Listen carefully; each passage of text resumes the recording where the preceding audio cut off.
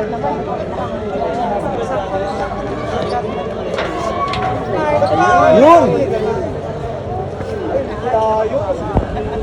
Ito na to?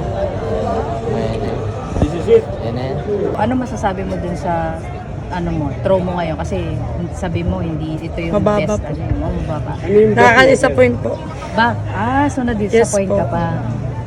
Ano pang kulang? Ano sa tingin mo? Ano nangyari? More on training po siguro kasi nagpo-focus pa po kami sa ACADS. Tsaka, yun po. Mahirap po kasi yung balance yung ACADS tsaka ano po, training. Kumusta kondisyon mo ngayon? Okay naman po. Mahangin ba? Mahangin? Ano yung best mo na throw? 40.19 po nung ICTSI po. National Open sa Relay, Pasig. sa weekly relay. Hindi po, sa Pasig po. Last year lang. Opo. National This year lang po. Open. Apo. Bale, sa Masbate ka nag-aaral. Opo, sa Masbate Sports Academy po. Ang grade mo na, ang grade mo. Yes po. Grade 11, grade 12 po. Last Ilan taon ka na? Na 17 years old po. Anong feeling na gold medalist ka ng palaro tapos gold medalist ka rin dito sa Batang Pinoy? Parang dun sa age level mo, ikaw yung parang pinakamagaling dun sa event mo. Masaya po.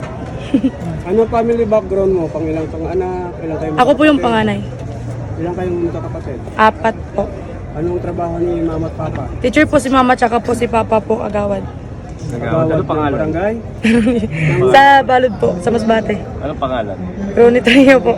Ronnie, saka Trangia po. Tria, Trangia. Trania. Apo. Bakit discuss all sports? Actually po nung elementary kinuha lang po ako na maglaro po. Ito kasi mataba daw po ako. Apo, tsaka tumatagal po nakahiligan ko na din po. May na-try ka ba iba? Ay, nagsashot po ako kaso hindi po ako makakahabol kasi last day po yun shot. Yes po. Aalis kayo bukas para Yes, sa ang event yun? Pa Malaysia po, under 18. Ano? Malaysia Under 18 Apo. Championship. Apo.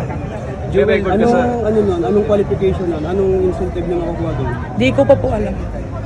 Parang qualifying ba yun sa ibang tournament or ano lang, stand-alone lang na tournament? Yes po, stand alone na po ako. Stand-alone lang.